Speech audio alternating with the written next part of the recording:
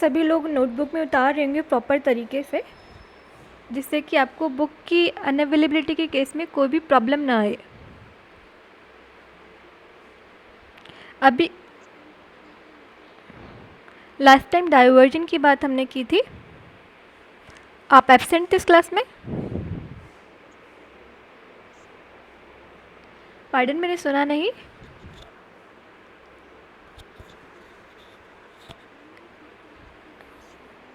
Okay, कोई issue नहीं है। हाँ, आपके पास जो है ना पीपीटी शेयर है क्लासरूम में, तो आप जाइएगा वहाँ पर। अगर कोई प्रॉब्लम लगती है तो आप पूछ लीजिएगा, कल की क्लास में पूछ लीजिएगा। जब भी आपको लगे कि हाँ कोई प्रॉब्लम हो रही है तो आप पूछ लीजिएगा, तो वहाँ डिस्कस कर लेंगे हम लोग। आप में से कोई है जिसने पीपीटी नहीं देखी है अभी तक, जो भी शेयर की गई है क्लासरूम में?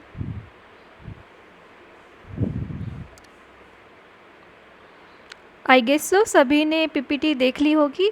जो स्टडी मटेरियल है वो वहाँ अवेलेबल है, और उसके बाद कुछ न्यूमेरिकल्स आपको दिए जाएंगे, तो वो भी आपको सॉल्व करके वहाँ पर अपलोड करना है। तो अभी हम लोग कल कर लेते हैं एक टॉपिक जो रहा हुआ है। अभी तक हमने ग्रेडियंट की बात की है, कर्व लीनियर कोऑर्डिनेट, और उसके बाद ग्रेडियंट की बात की है। यस, बोलिए।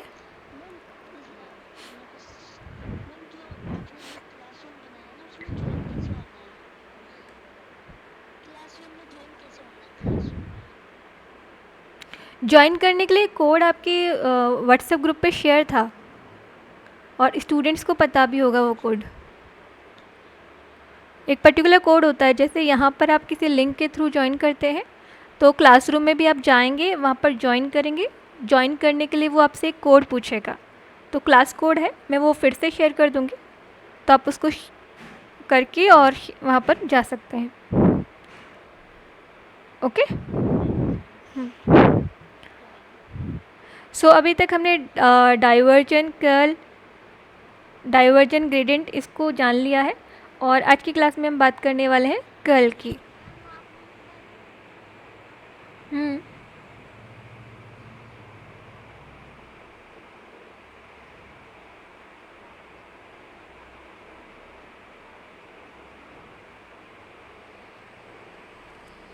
आपका नाम बताइए प्लीज़।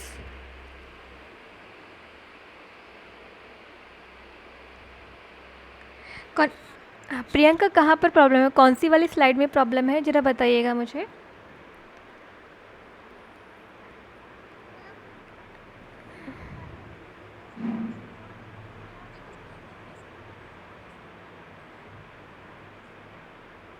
आप पूरी इक्वेशन बोलेंगे तो मुझे समझ में आएगा।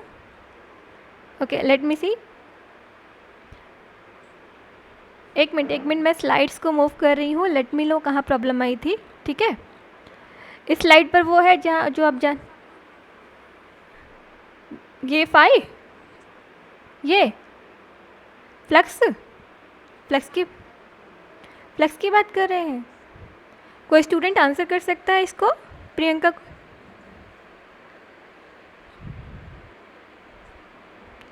कोई स्टूडेंट आंसर कर सकता है? प्रियंका पूछ रही है कि फ्लक्स कहाँ से आता है। एम आई राइट प्रियंका? आप यही जानना चाहते हैं?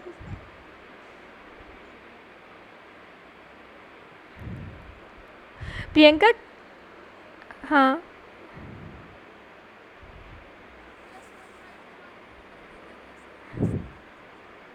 अच्छा, +1/2 टर्म यहाँ पर कन्फ्यूज़न है। Got it.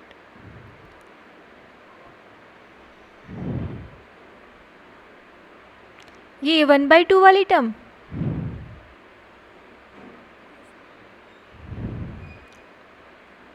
देखिए हम p को कहाँ मान रहे थे? यहाँ हाफ डिस्टेंस पे।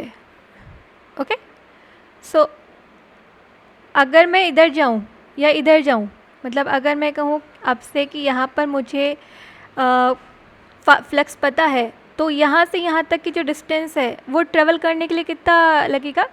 पूरी ये वाली जो डिस्टेंस है, जस्ट ए मिनट, ये जो डिस्टेंस है जो कि y एक्सेस पे आई गेस, जिसकी वैल्यू है h2 डेल्टा u2, ये जो वैल्यू है इसकी वैल्यू है h2 डेल्टा u2। तो हम तो यहाँ पहले से यहाँ पर थे, राइट प्रियंका? जो फ्लक्स की वैल्यू हमें पता है वो यहाँ पर पता है, तो अभी हमें और कितने डिस्टेंस ट्रेवल करनी पड़ेगी? Half H2 delta U2। ठीक है प्रियंका? अगर हम इधर जाएंगे तो हाफ H2 डेल्टा U2, और अगर इधर जाएंगे तो माइनस में half H2 delta U2। Okay, any other doubt किसी का भी कोई? यस,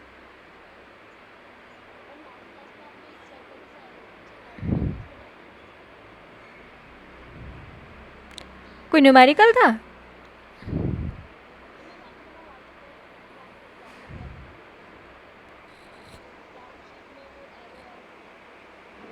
वो डाइवर्जन नहीं था, वो कर्ल था, और वो बहुत पहले, सबसे पहले वही बात हुई थी, यहाँ पर बात हुई थी। डाइवर्जन सोर्स है,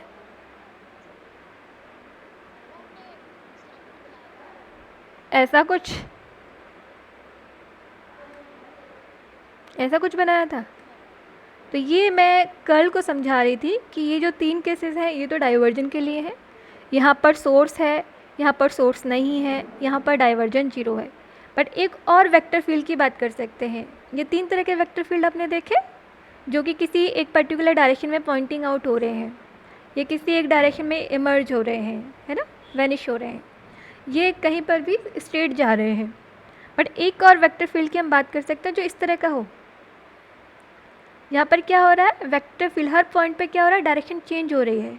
यू सी, डायरेक्शन ही बदल गई है, और डायरेक्शन इस तरह से बदल रही है कि ये एक कर्ल रोटेशन को ले रहा है। तो इस केस में हम डाइवर्जन की बात नहीं करते हैं, इस केस में हम बात करते हैं कर्ल की। ओके, इसका डाइवर्जन 0 है, इसका डाइवर्जन 0 है, बट कर्ल की कुछ वैल्यू है। सो ऐसे किसी वेक्टर फील्ड का डाइवर्जन 0 होगा बट कर्ल की कोई वैल्यू होगी, राइट? सो आज की क्लास में हम कर्ल को ही डिस्कस करेंगे।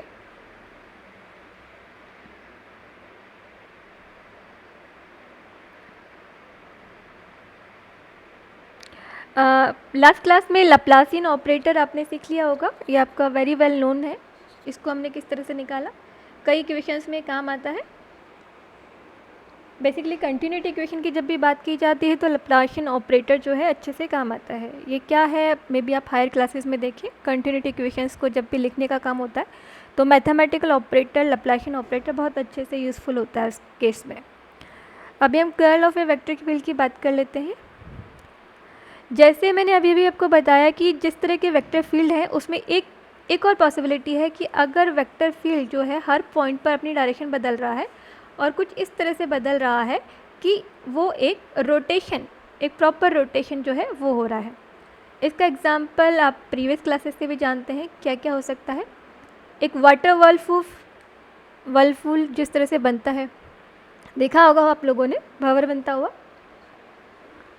आई गेस वाटर में तो नहीं देखा होगा, पर विंड का जो वर्लपूल है वो इजीली दिख जाता है।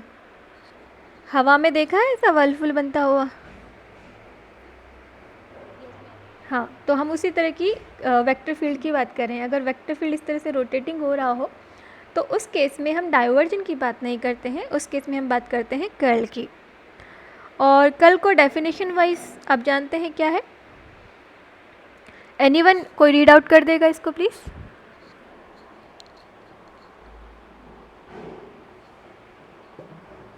कोई भी एक पढ़ दीजिए इसको।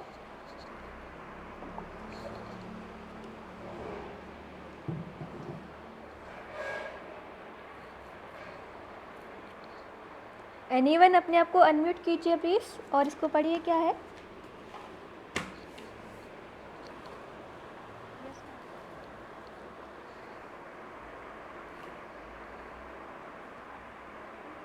Yes please.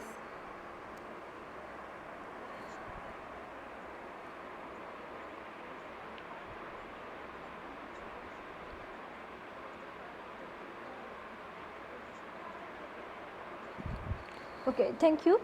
कर्ल की डेफिनेशन आप पहले से भी जानते हैं। जिस तरह से हम डाइवर्जन के लिए बात करते हैं फ्लक्स की, और फ्लक्स क्या होता है, स्पेसिफाई होता है एरिया के साथ। तो हम वहाँ बात करते हैं फ्लक्स की, एक वेक्टर है, उसका एरिया के साथ कुछ कॉम्बिनेशन है, एंड देन फिर हम बात करते हैं ओवरऑल वॉल्यूम पर।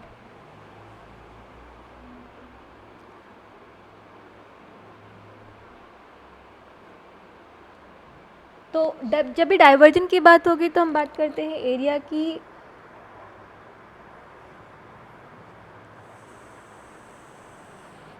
आपने देखा हमने वेक्टर ए की बात की, फिर उसका डॉट प्रोडक्ट लिया था ds के साथ, यानी कि सरफेस के साथ, और फिर हमने उसको एनक्लोज कर दिया था। ये जो पूरा फ्लक्स है that should be enclose under a certain volume, और पर वॉल्यूम जितनी भी फ्लक्स लाइन निकलेगी उसको हमने कहा था डाइवर्जन। कल हमेशा सरफेस के लिए डिफ़ाइन होता है। तो सरफेस के डिफ़ाइन होने के लिए हमें क्या चाहिए, हमें चाहिए कि हम किसी लाइन के रिस्पेक्ट में एक लाइन इंटीग्रल करें, जिसको लिखा है vector A dot D L vector. ये लाइन इंटीग्रल मैक्सिमम होना चाहिए, और इस मैक्सिमम लाइन इंटीग्रल को अगर पर यूनिट सरफेस से डिवाइड कर दिया जाए तो हमें जो क्वांटिटी मिलती है उसे हम कहते हैं कर्ल। और इस कर्ल की डायरेक्शन क्या है, इस कर्ल की डायरेक्शन जो भी सरफेस आपने बनाई है उसके नॉर्मल है। इसको समझते हैं कि क्या मतलब है। यहाँ एक वर्लफुल आपको दिखाई दे रहा है। अगर हम यहाँ कर्ल की बात करें तो मैं 2-3 तरह के लाइन इंटीग्रल ले सकती हूँ। पहला लाइन इंटीग्रल कुछ इस तरह से ले सकते हैं, मैं एक एरिया डिफाइन कर रही हूँ इस तरह से ds करके। अब जानते हैं इसका पूरा जो एरिया है वो है ds। अब लाइन इंटीग्रल के लिए क्या करें, इसके करस्पॉन्डिंग लाइन इंटीग्रल होना है, और जो भी लाइन इंटीग्रल आएगा उसको डिवाइड करें सरफेस से, सरफेस के एरिया से, then we will get curl. तो ये जो क्वांटिटी आएगी लाइन इंटीग्रल करने के बाद, सरफेस से डिवाइड करने के बाद, वो क्वांटिटी है curl, but that is magnitude. अगर हम उसके डायरेक्शन की बात करेंगे तो डायरेक्शन क्या होगा, direction will be upward. Yes,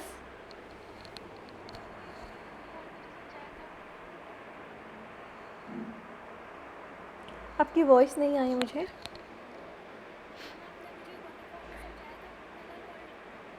नहीं, वाटरफॉल में मैंने कर्ल नहीं समझाया, वाटरफॉल में मैंने आपको डाइवर्जन समझाया था। जब ओके, वाटरफॉल का एग्जांपल आपको डाइवर्जन के टाइम पर दिया था। जब हम वाटरफॉल को देखते हैं तो जो पानी नीचे की तरफ गिर रहा है, अगर वहाँ पर एक वॉल्यूम एलिमेंट बनाएंगे तो उसके लिए डाइवर्जन की वैल्यू नेगेटिव होगी, बिकॉज वो जो एरिया है, वो जो वॉल्यूम एलिमेंट है वो वर्क कर रहा है एज ए सिंक। यहाँ पर वाटरफॉल नहीं है। यहाँ पर अगर आपने वाटर्स में वर्लफुल बनते हुए देखा है, या हवा जब चलती है, बेसिकली समर्स में आपने बहुत सारे एयर वर्लफुल देखे होंगे जिसमें कि सारी चीज़ें जो हैं एक पर्टिकुलर राउंड शेप में घूमती रहती हैं। तो ऐसा वेक्टर फील्ड जहाँ पर जो डायरेक्शन है बदल रही है, ठीक है। वेक्टर का मैग्नीट्यूड भी चेंज हो सकता है, बट बेसिकली जो वेक्टर है उसका जो डायरेक्शन है हर पॉइंट पर चेंज हो रहा है। अगर हम डाइवर्जन को देखें, हर पॉइंट पर डायरेक्शन नहीं बदल रही है, जैसे यहाँ पर हर पॉइंट पर डायरेक्शन नहीं बदल रही है अगर वेक्टर फील्ड इस तरह से डिफाइन है। यहाँ पर क्या हो रहा है, हर पॉइंट पर डायरेक्शन ही चेंज हो रही है। तो अगर वेक्टर फील्ड इस तरह का है कि हर पॉइंट पर डायरेक्शन बदल रही है, then we have to define a quantity जिसे हम कहते हैं कर्ल, राइट। तो ये तो जनरल एग्जांपल हुए, और वैसे आप जानते हैं कि जब हम कर्ल की बात करते हैं तो मैग्नेटिक फील्ड की बात करते हैं, क्योंकि मैग्नेटिक फील्ड कुछ इसी तरह का है। मैग्नेटिक फील्ड क्या होता है, यहाँ पर N होता है और यहाँ पर S होता है, और मैग्नेटिक फील्ड लाइन एक सिरे से जाती हुई और दूसरे सिरे पर मिलती हैं, है ना, राइट। इलेक्ट्रिसिटी एंड मैग्नेटिज्म पढ़ी होगी लास्ट ईयर आपने। ये टॉपिक कितने लोग जानते हैं वहाँ से, जरा चैट बॉक्स में लिखिएगा आपने क्या पढ़ा है इलेक्ट्रिसिटी एंड मैग्नेटिज्म में, कौन कौन जानता है इस टॉपिक को, कर्ल के बारे में।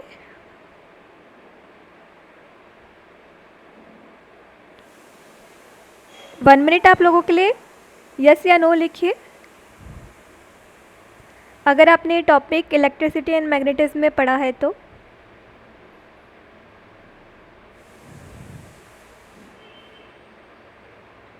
Student quickly reply. Okay,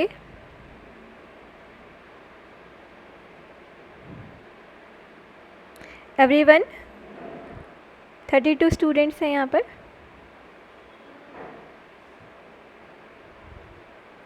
okay,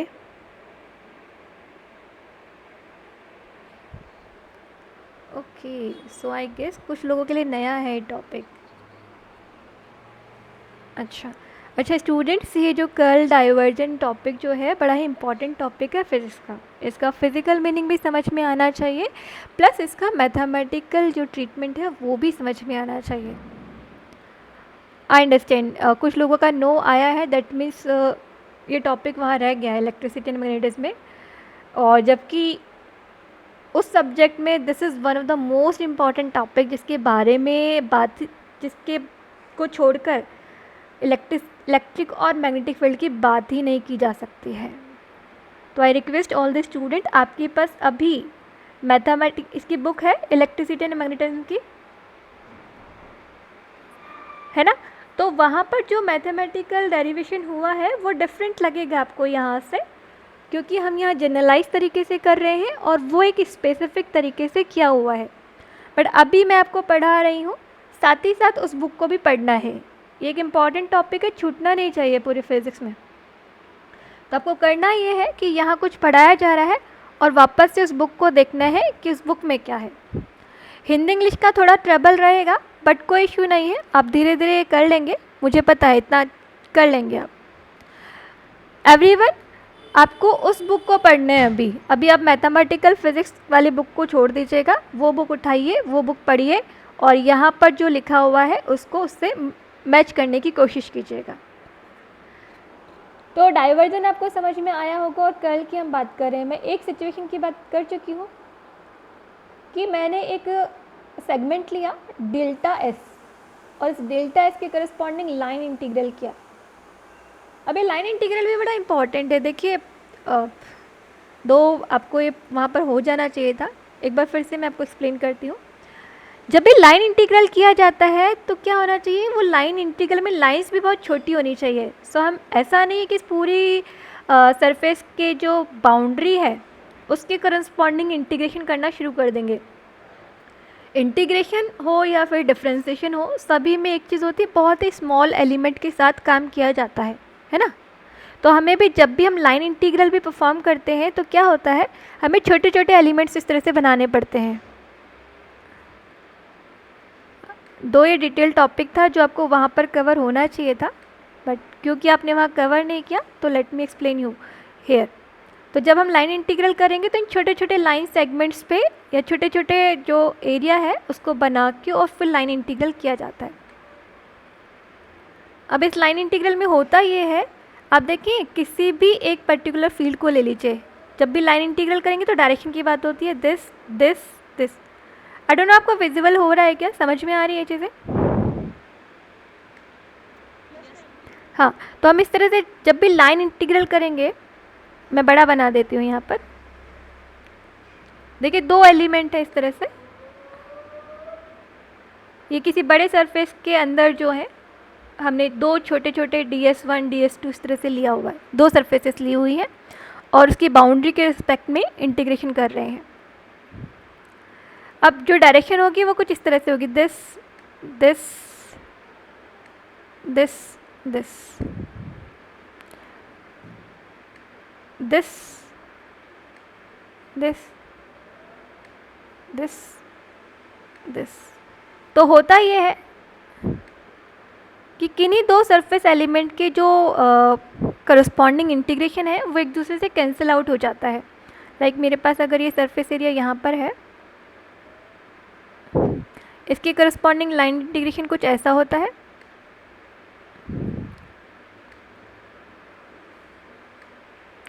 तो इन दो एलिमेंट्स को देखिए, इन दोनों एलिमेंट की करस्पॉन्डिंग अगर लाइन इंटीग्रेशन किया जाएगा तो ये जो वैल्यू आएगी इस लाइन की करस्पॉन्डिंग और इस लाइन के करस्पॉन्डिंग, एक दूसरे को कैंसिल आउट कर देगी। तो ये जो लाइन इंटीग्रेशन आपस में कैंसिल हो जाएगा। अगर यहाँ पर कोई और सेगमेंट होगा सरफेस का जिसके करस्पॉन्डिंग इंटीग्रेशन होता है तो वो इस तरह से होता है, this this this sorry this this this yes this. अब यहाँ देखिए इसके करस्पॉन्डिंग जो लाइन इंटीग्रेशन है इसका और इसका आपस में क्या हो गया, कैंसिल हो गया।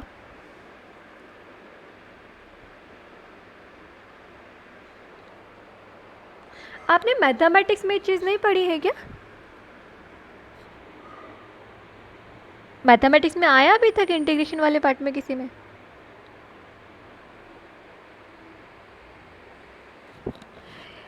फर्स्ट ईयर में इंटीग्रेशन था आपके? ओके। सो सरफेस एलिमेंट की हमने बात की यहाँ पर। तो हो क्या रहा है, जितने भी अंदर आप सेगमेंट्स बनाएंगे, छोटे छोटे सेगमेंट्स, क्योंकि इंटीग्रेशन की जब भी बात होती है तो स्मॉल उसकी बात होती है, एलिमेंट की बात होती है।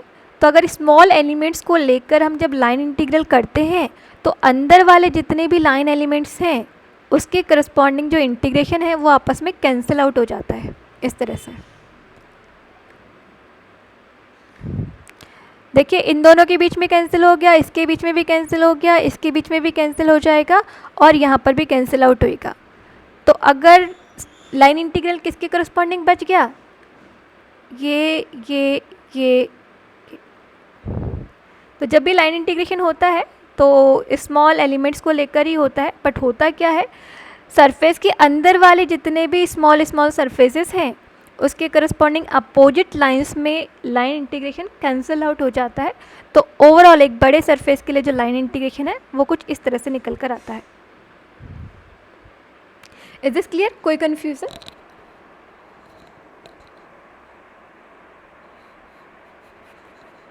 कोई कन्फ्यूजन? जब भी एक क्लोज सरफेस के लिए इंटीग्रेशन किया जाता है, आगे चले। यस बोलिए।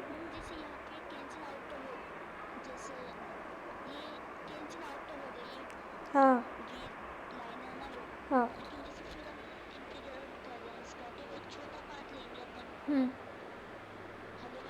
यस छोटा पार्ट लेंगे। इसका रोल ऐसे आ गया, हाँ मेन ऐसे हो गया, जैसे अगर आपको यस इस सरफेस एरिया के लिए आपको लाइन इंटीग्रेशन करना है तो बेसिकली क्या होगा, इस सरफेस को आपको ब्रेक करना पड़ेगा। आप इतनी बड़ी सरफेस के लिए लाइन इंटीग्रेशन नहीं निकाल सकते, ठीक है। आपको क्या करना पड़ेगा, सरफेस को ब्रेक करना पड़ेगा ऐसे टुकड़ों में। इंटीग्रेशन डिफरेंशिएशन के लिए हमने यही सीखा है। हम छोटे छोटे एलिमेंट्स की बात करते हैं तो छोटे छोटे एलिमेंट्स के लिए हमें क्या करना पड़ेगा, इसको सेगमेंट वाइज डिवाइड करना पड़ेगा और फिर हर सेगमेंट के लिए आपको क्या निकालना पड़ेगा, लाइन इंटीग्रेशन, और फिर सबको टोटल सरफेस के लिए क्या करना पड़ेगा, इनको ऐड। तो आपको इस सरफेस एलिमेंट के लिए निकालना पड़ेगा, इसके लिए, इसके लिए, इसके लिए, इसके लिए, फिर सबको क्या करना पड़ेगा, जोड़ना पड़ेगा, ठीक है। अब मैं जब जोड़ती हूँ तो मुझे क्या मिलेगा, ये जो अपोजिट लाइंस हैं इसके करस्पॉन्डिंग तो लाइन इंटीग्रेशन क्या हो जाएगा, 0, कैंसिल आउट हो जाएंगे, एक दूसरे को कैंसिल कर देंगे ये सब के सब। तो अभी बचेगा कौन, बचेगी सिर्फ ये आउटर लाइन वाली। तो जब भी क्लोज सरफेस के लिए लाइन इंटीग्रेशन लिया जाता है तो इस तरह से जो सबसे मोस्ट आउटर लाइन है उसके करस्पॉन्डिंग ही लाइन इंटीग्रेशन बचता है, ठीक है। अभी जो भी लाइन इंटीग्रेशन आया है इसको अगर आप डिवाइड कर देंगे सरफेस एरिया से तो हमें क्या मिल जाएगा, कर्ल। बट इम्पॉर्टेंट बात क्या है, curl is a vector quantity.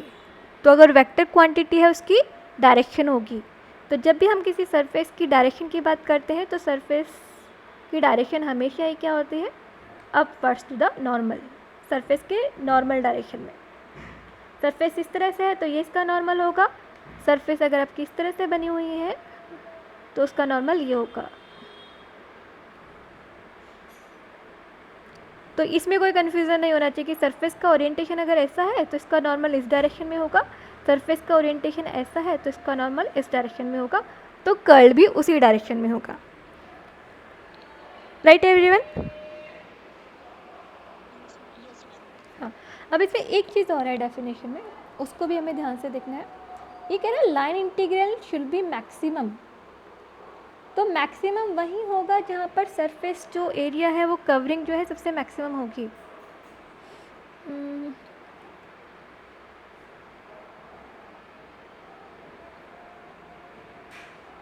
देखिए एक सरफेस मैंने यहाँ पर ली है और एक सरफेस मैं यहाँ लूँ,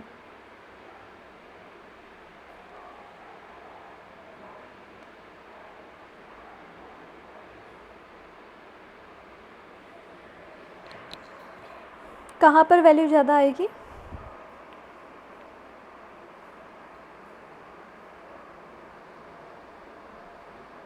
ऊपर वाले। तो ये जो कर्ल की डेफिनेशन है उसमें line integral should be maximum, तो वो थोड़ा सा भी हमें ध्यान रखना पड़ेगा। डायरेक्शन आपको पता चल गया कि अगर कर्ल की बात की जाएगी यहाँ इस सरफेस के लिए तो डायरेक्शन ये है, और जबकि इसके लिए जो डायरेक्शन की बात की जाएगी उसकी डायरेक्शन ये है। ओके, कोई कन्फ्यूज़न? तो जो मैथमेटिकल चीज़ें हैं वो हमने फिज़िकल पॉइंट ऑफ व्यू से समझ ली है। कोई भी कन्फ्यूज़न? एंड एवरी टाइम हम जब भी इंटीग्रेशन डिफरेंशिएशन की बात करते हैं, यस 1 मिनट, जब भी हम इंटीग्रेशन डिफरेंशिएशन की बात करते हैं ये surface element should be very less, और जब हम डाइवर्जन की बात कर रहे थे तो भी volume element should tend to the zero, बहुत छोटे एलिमेंट्स की बात की जाती है। डाइवर्जन के केस में मैंने आपको समझाया था कि अगर वॉल्यूम बड़ा ले लिया तो जो डाइवर्जन की वैल्यू है हो सकता है वो नहीं आए जो कि आनी चाहिए थी। इसी तरह से सरफेस एलिमेंट भी बड़ा ले लिया तो हो सकता है कर्ल की वो वैल्यू नहीं आए जो कि आप ढूंढ रहे थे। हाँ जी, पूछिए आप।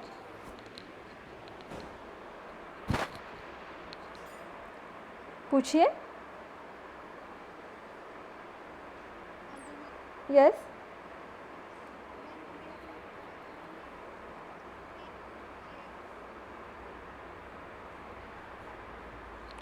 आपकी वॉइस थोड़ी सी कट रही है।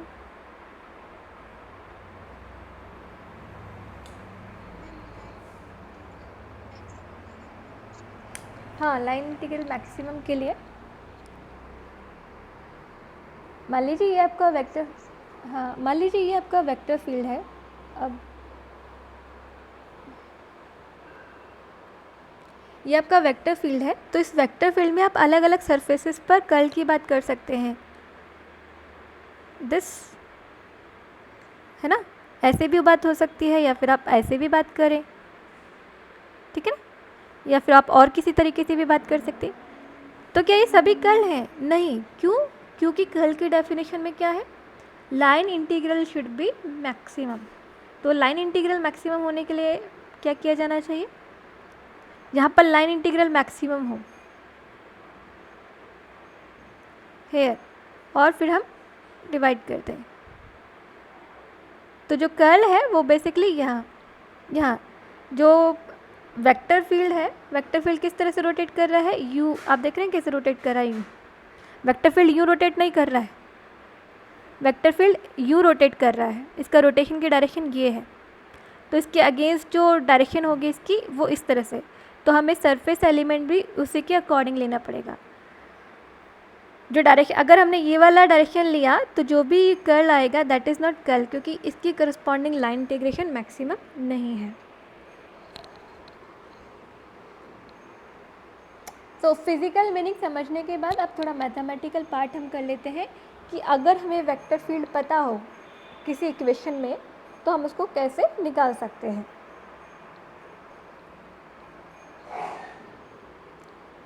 अब इसके लिए फिर से हम कर्व लीनियर कोऑर्डिनेट सिस्टम की बात करेंगे।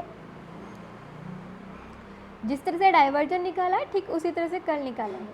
फ़र्क क्या है, डाइवर्जन में सरफेस इंटीग्रेशन था, यहाँ पर लाइन इंटीग्रेशन है। कर्व लीनियर कोऑर्डिनेट सिस्टम में u1, u2, u3 लाइस एक सरफेस हमें लेनी पड़ेगी, और सरफेस हमने लेनी है OLMN, और इस सरफेस के में हमें पहले लाइन इंटीग्रेशन करना है और फिर इसको डिवाइड कर देना है सरफेस के एरिया से। सो लाइन इंटीग्रेट निकालने उससे पहले 0 to L की जो डिस्टेंस है इसे हम कहते हैं H1du। इसमें किसी को कोई कन्फ्यूज़न नहीं होना चाहिए। फर्स्ट या सेकंड क्लास में हमने देखा था ये जो सेगमेंट है OL, उसे हम कहते हैं H1 du1। इसी तरह से O से N तक की जो डिस्टेंस है उसे हम कहेंगे H2du2। आप सभी लोग लिख रहे होंगे साथ में।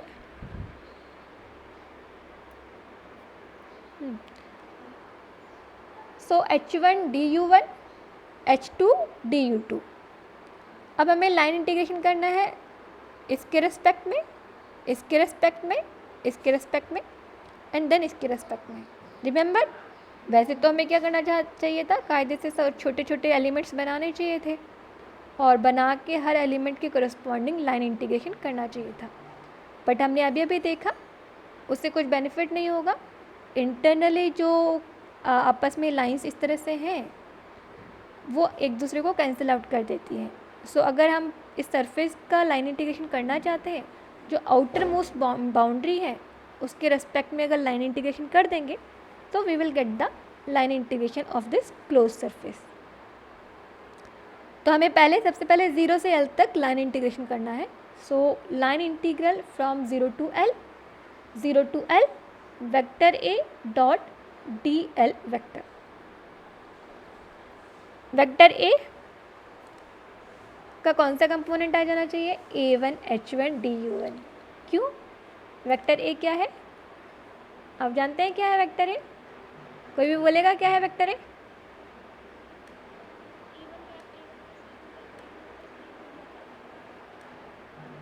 A1 पे कैप है।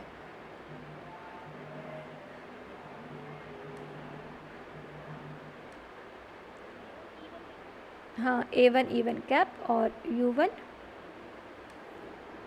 यस इवन कैप और U1 एंड सो ऑन, इस तरह से। तो जो अगर even cap delta L also a vector quantity, तो अगर हम डेल्टा L को अगर वेक्टर क्वांटिटी की तरह देखेंगे तो दोनों का जो डॉट प्रोडक्ट है वो सिर्फ E1 में बचेगा, बाकी E1 E2 E2 E3 zero हो जाएंगे।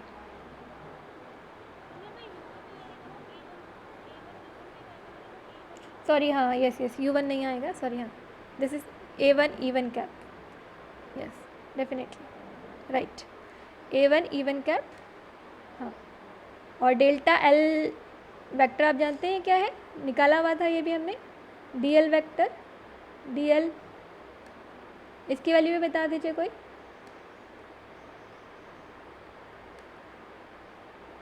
ये क्या है, E1 कैप H1 du1।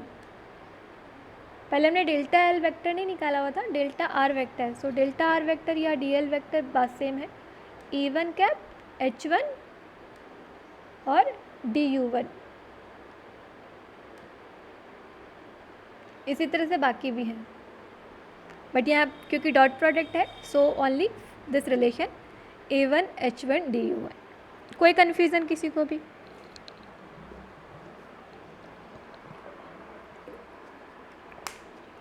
अब जरा M2N देखते हैं कि M2N क्या हुआ। M से N की तरफ जाते हुए हमने इसके करस्पॉन्डिंग बात कर ली, 0 से L, M से N की तरफ जाते हुए। अब M से N की तरफ जाते हुए एक चीज़ तो क्लियर है कि यहाँ पर जो लाइन की जो वैल्यू है, मैग्नीट्यूड जो है वो ये है, सेम होगा। ये अगर H1 du1 है तो ये भी H1 du1 होगा, इसका मैग्नीट्यूड भी सेम होगा। और अगर ये सेम है तो, बट हो क्या रहा है, H1 du1 यहाँ से यहाँ जाते वक्त कुछ चेंजेस हो रहे हैं, और वो चेंजेस किसकी वजह से हो रहे हैं, इस क्वांटिटी की वजह से। एक लाइन सेगमेंट है जो कि x की तरफ ओरिएंटेड है, वो अगर लाइन सेगमेंट अगर हम इधर की तरफ मूव करें, ये लाइन सेगमेंट तो H1 du1 है, बट अगर यही लाइन सेगमेंट की बात यहाँ की जाएगी तो इसकी वैल्यू किस तरह से बदल जाएगी, या इस लाइन इंटीग्रेशन की वैल्यू किस तरह से बदलेगी। देखिए, A1 H1 du1 जो कि यहाँ था, ये लाइन इंटीग्रेशन ये वाला, यही वाला, प्लस चेंजेस किसकी डायरेक्शन के कारण हो रहे हैं, H2 du2। तो ये जो वैल्यू है इसमें कितना चेंज हुआ है अगर y डायरेक्शन की तरफ मूव किया जाए, यानी कि A1 H1 du1 this value में कितना चेंज हुआ है corresponding to this distance H2 delta u2। Is this okay?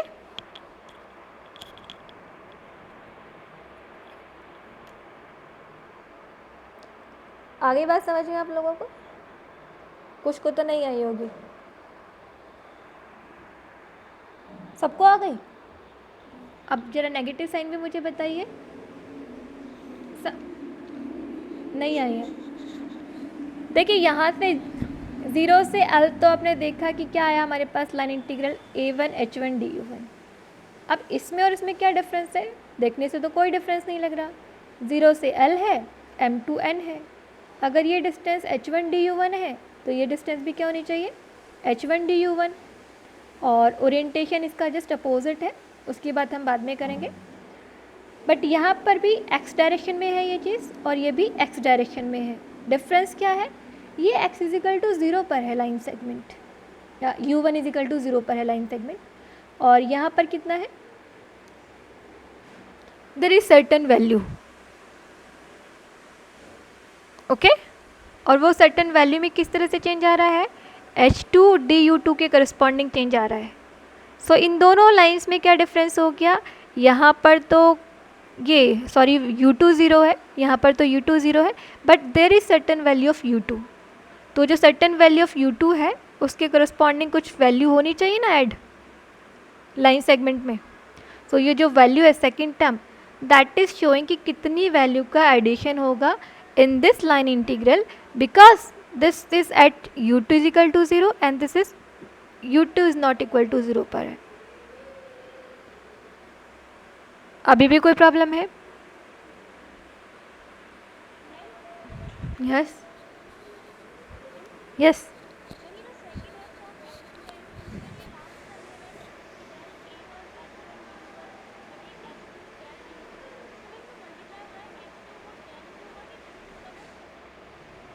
दोनों होगा। हमने, अगर आप H2 को नहीं काउंट करना चाहते हैं तो हटा दीजिए, दोनों जगह से हटाना पड़ेगा, क्योंकि यहाँ पर जो चेंजिंग वेरिएबल वो क्या है? u2। H2 तो सेम ही है, जो बदल रही है वो क्वांटिटी क्या है?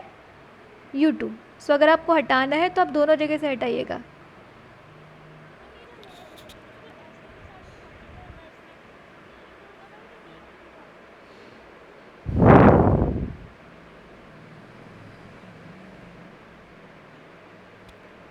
आई डेंट गेट इट। अगर आप डिस्टेंस वाइज लेते हैं कि कोई चीज़ H2 du2 के करस्पॉन्डिंग बदल रही है, अगर आप ये मानते हैं कि H2 du2, we don't know H2 variable है या नहीं है, बट u2 आपको लग रहा है कि u2 एक वेरिएबल है, ठीक है।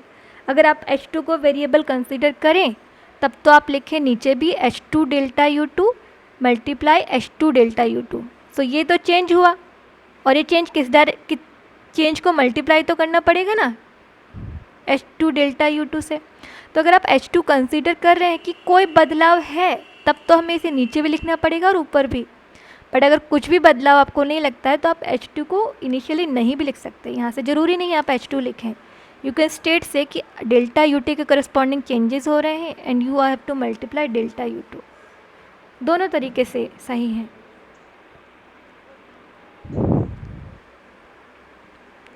यस।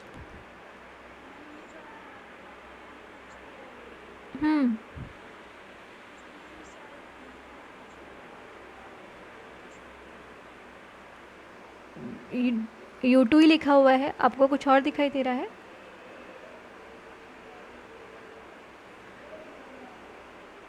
अच्छा du2, ओके। दोनों में क्या फ़र्क होता है?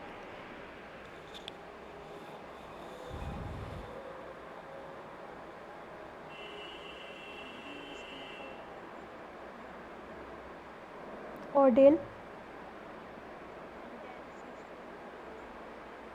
पार्शियल डेरिवेटिव से, राइट। सो ये जो वैल्यू है पार्शियली डिपेंड कर रही है u2 पर, हो सकता है ये u3 पे भी डिपेंड कर रही होती, तो हमने पार्शियल डेरिवेशन यहाँ लगाया and delta u2, right. Okay, now negative sign, ये तो आपको समझ में आ गया होगा कि मैंने यहाँ नेगेटिव क्यों लगा दिया है। हाँ, क्योंकि ये चेंज हो रहा था इस डायरेक्शन में, जबकि ये जो पूरा चेंज है वो किस डायरेक्शन में हो रहा है? इसके जस्ट अपोजिट डायरेक्शन में। सो जब हम 0 to L जा रहे हैं तो ये क्वांटिटी आई हमारे पास, और जब हम M से N जा रहे हैं तो ये क्वांटिटी आएगी which is negative. This plus जो भी चेंजेस हुए इसमें उसको U2 डायरेक्शन में जो भी चेंजेस हुए दोनों को ऐड किया and this is negative in the direction. अब फ्रॉम N2O जिस तरह से हमने इसकी बात करी 0 से L H1DU1, N2O जाने के लिए डिस्टेंस तो क्या है H2 डेल्टा U2 और एलिमेंट कौन सा लगेगा A2, पर डायरेक्शन क्या है अपोजिट, U2 इस डायरेक्शन में है और ये किस डायरेक्शन में बात हो रहा है N2O की तरफ, तो there is a negative sign. Now from L to M जैसे हमने इसके लिए किया और इसके लिए किया ठीक उसी तरह से L से O की तरफ जाते हुए इंटीग्रेशन है -A2 H2 डेल्टा U2, तो L से M की तरफ जाते हुए पॉजिटिव साइन आ जाएगा और जो भी चेंजेस हुए हैं इस पर्टिकुलर क्वांटिटी में, ये जो मैग्नीट्यूड है इस मैग्नीट्यूड में क्या चेंजेस हुए हैं करस्पॉन्डिंग टू U1 एक्सेस, इधर से इधर जाने पर U1 बदल रहा है, सो H1 delta U1 and this is delta U1।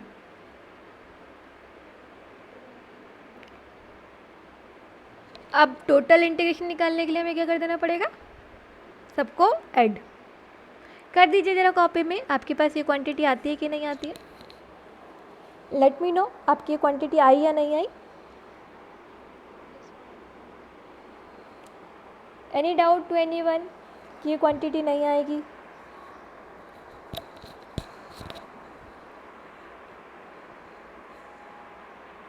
किसी को भी कोई डाउट?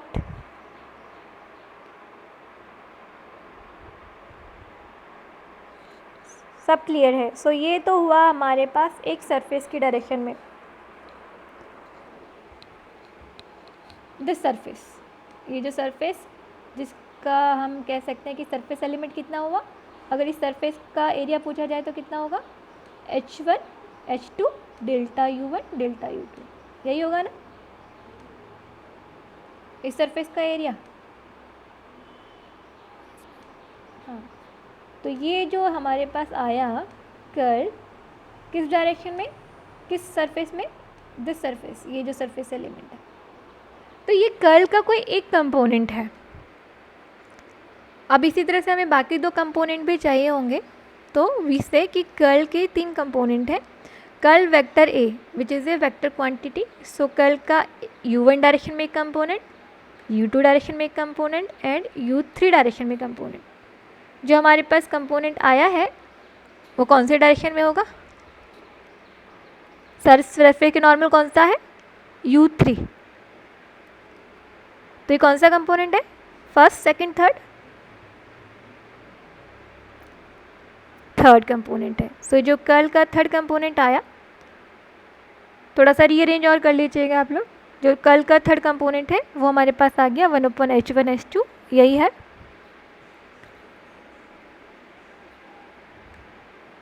ये तो हमारे पास लाइन इंटीग्रेशन आया और इस लाइन इंटीग्रेशन को किससे डिवाइड करना पड़ेगा, इस सरफेस से,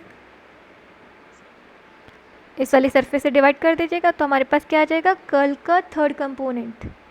so this line integral should be divided by 1/H1H2 delta U1 delta U2, और जब हम इसको डिवाइड करते हैं तो हमारे पास this is third component of curl. Similarly second आएगा और सिमिलरली थर्ड आएगा, और हमें तीनों को क्या करना है, ऐड करना है, but keeping the unit vector E1 cap, E2 cap और E3 cap. So this is the final value of curl. और इसको इस तरह से लिखने के बजाय हम मैट्रिक्स फॉर्म यूज़ कर सकते हैं, और मैट्रिक्स यूज़ करना सभी को आता ही है। मैट्रिक्स फॉर्म में लिखेंगे तो we can write curl 1/H1H2 and other things. अभी कोई भी प्रॉब्लम किसी को हुई हो समझने में, थोड़ा जल्दी कर दिया मैंने यहाँ पर, बताइए कहीं पर भी कुछ भी आपको लगे कि ये समझ में नहीं आया, ये थोड़ा जल्दी हो गया।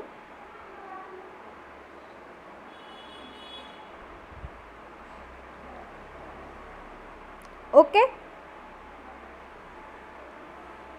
Everyone got it?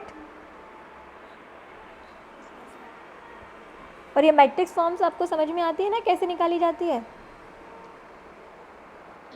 हाँ, तो अभी हमने क्या किया, फिज़िकल मीनिंग समझ लिया कर्ल का और एक मैथमेटिकल डेरिवेशन कर लिया using the curve linear coordinate system. हमने कर्ल की वैल्यू भी निकाल ली है।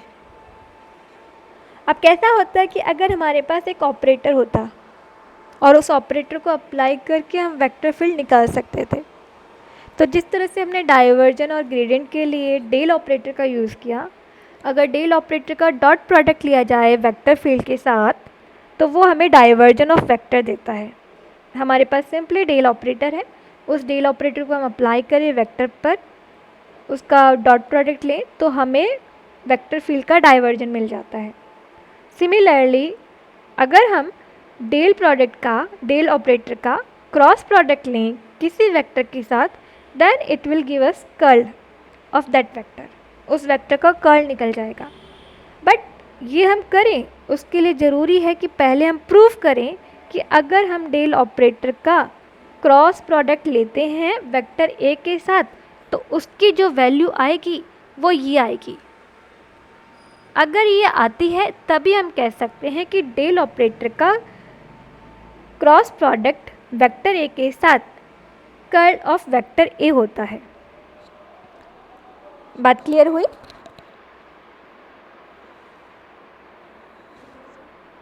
तो हमें पहले प्रूफ करना पड़ेगा कि हमें कर्ल डेल का क्रॉस प्रोडक्ट वेक्टर ए के साथ देखना पड़ेगा कि क्या वो सोल्यूशन होने के बाद ये वैल्यू हमारे पास आ जाती है या नहीं आती है। अब क्योंकि टाइम कम है और ये जो पीपीटी है मैं आप लोगों के साथ शेयर कर देती हूँ वहाँ पर क्लासरूम में। तो ये 2 स्लाइड्स में मैंने निकाला हुआ है, आपकी क्लास में से कोई भी पढ़ लीजिएगा, इसको देखिएगा, समझिएगा कहीं कोई प्रॉब्लम आती है क्या। ठीक वैसा ही है जैसा कि हमने डाइवर्जन के लिए किया था, अभी यहाँ पर कर्ल के लिए कर रहे हैं। इस डेरिवेशन को समझना है और कोई भी प्रॉब्लम आए तो हम इसको कल डिस्कस कर सकते हैं। देखिए लास्ट में हमें क्या मिला, डेल प्रोडक्ट का, डेल ऑपरेटर का क्रॉस प्रोडक्ट वेक्टर ए के साथ लेते हैं तो ये वैल्यू आ जाती है। दैट मीन्स अगर हमें डेल ऑपरेटर पता हो, वेक्टर ए पता हो, दोनों का क्रॉस प्रोडक्ट लेंगे तो it will give us the curl. Okay everyone, अभी आपका कोई क्वेश्चन हो तो आप पूछ सकते हैं, बोलिए। यस।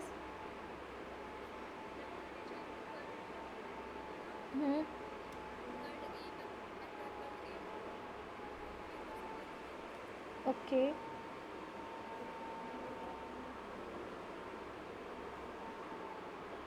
देखिए ये जो ये जो लाइन इंटीग्रेशन है इस सरफेस के अकॉर्डिंग है और इस सरफेस की डायरेक्शन क्या है, u3 डायरेक्शन में है।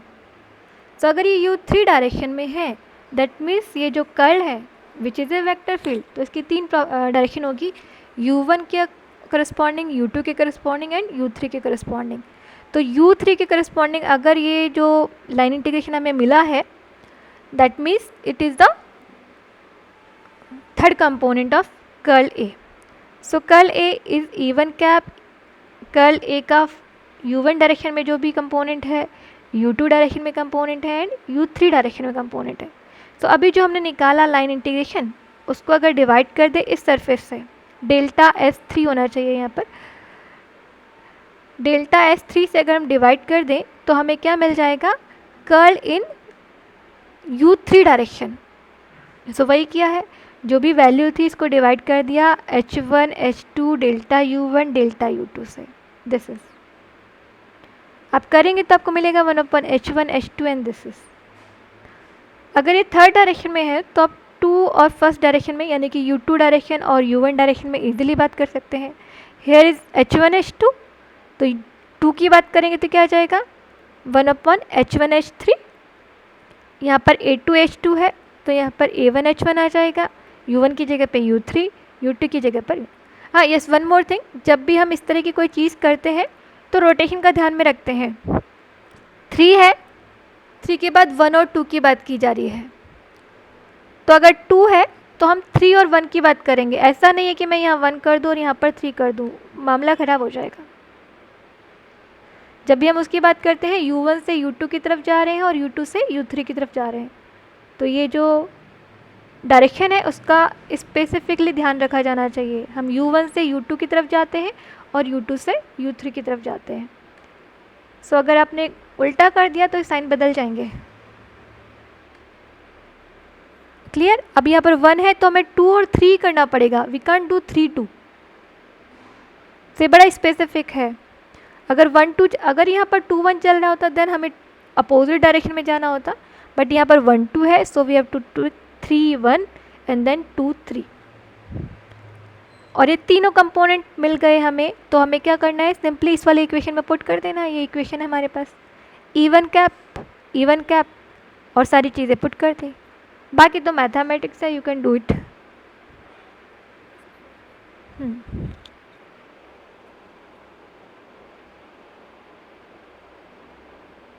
अटेंडेंस बोलिएगा प्लीज़।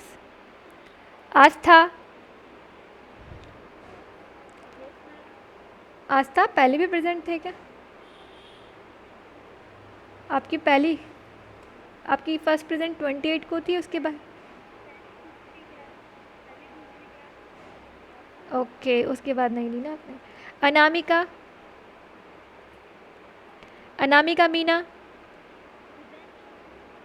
अनामिका आपके साथ भी यही है, आपने फर्स्ट क्लास ली और उसके बाद आज ली है, राइट? अब be present in the class, क्योंकि क्या होगा, जिस तरह से आपका